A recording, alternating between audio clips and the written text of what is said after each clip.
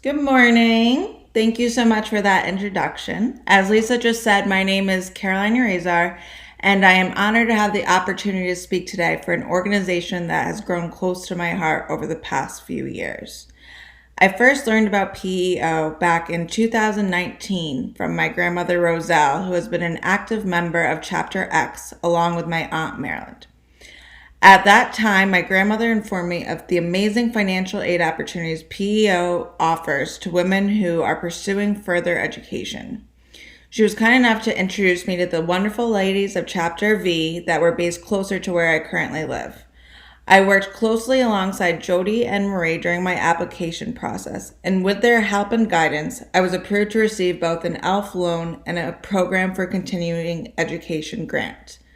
I was also excited to meet even more of the Chapter V sisters at a beautiful event Jody hosted to celebrate my awards.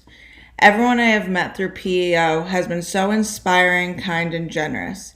I will always be grateful for my time spent working with this organization and wanted to start this speech off by saying with complete sincerity, thank you to everyone in the PEO family. For more background information about me, I am currently studying to become a physician assistant with an expected graduation date of May 15th, 2021. My path leading up to where I am today has been quite fluid. I was born and raised in Monroe, Connecticut, and graduated from Massac High School back in 2008.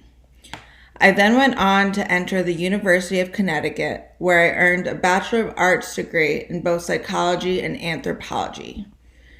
After graduation, I still wasn't sure what I wanted to do with my life.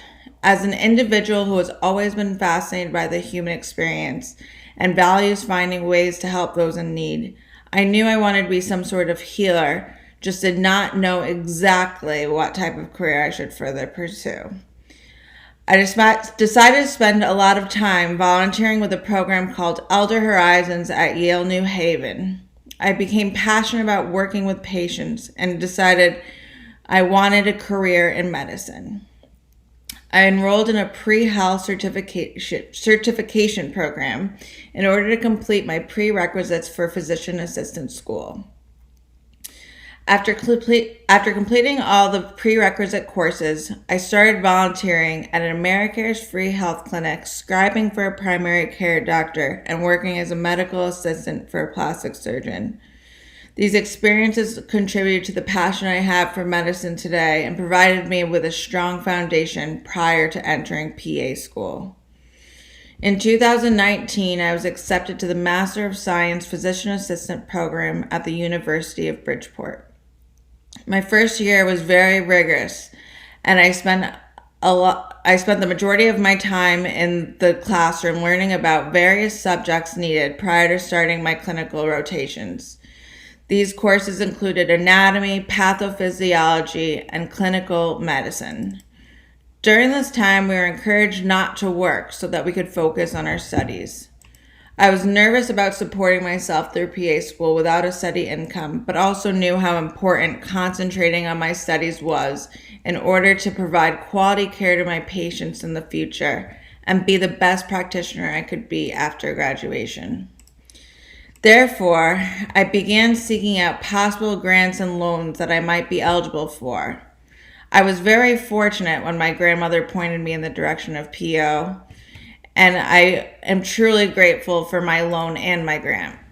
With the help of these awards, I was able to successfully complete my didactic year while maintaining a high GPA through all my courses.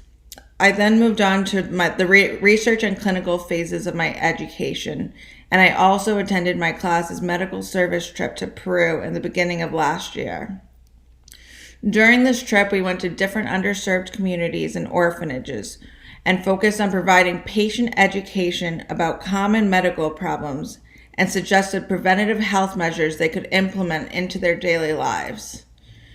At one of the orphanages, I worked with a group of girls that were sex trafficking survivors, which inspired the topic behind my thesis titled Mental and Physical Health Outcomes in Sex Trafficking Survivors and Current Treatment Recommendations. After finishing my thesis, I was eager to start my clinical rotations, but unfortunately, this was also when the pandemic began, and our start date ended up being delayed. Like so many of us, I had a hard time dealing with my life coming to a halt and having to socially distance from my friends and family. But after the initial adjustment period ended, I started to see all the beauty in people coming together to do their part in fighting this virus, and also found inspiration from the bravery of the healthcare workers. I finally started my rotation towards the end of last year with renewed enthusiasm. So far, I've rotated through general surgery, internal medicine, pediatrics, psychiatry, emergency medicine, OBGYN, and family medicine. I will finish with my elective in plastic surgery with a breast reconstruction team that primarily works with patients that have been diagnosed with breast cancer. During my time working at the plastic surgeon's office prior to PA school, I had the opportunity to meet many breast cancer patients, hear their stories, and see how life-changing the process of breast reconstruction can be. I am excited to rotate in a similar setting with my new perspective and understanding of breast cancer as well as women's health. After graduation, I hope to either continue to work with this breast reconstruction team or work in an emergency room setting. Regardless of what the next chapter has in store for me, I know that I am proud of my journey so far. Over these past few years, I have worked towards building more confidence in myself, learning to trust my thought processes, and believing in the extent of my capabilities. The PEO family has been an essential part of this stage of my life, and you have truly helped me reach for the stars.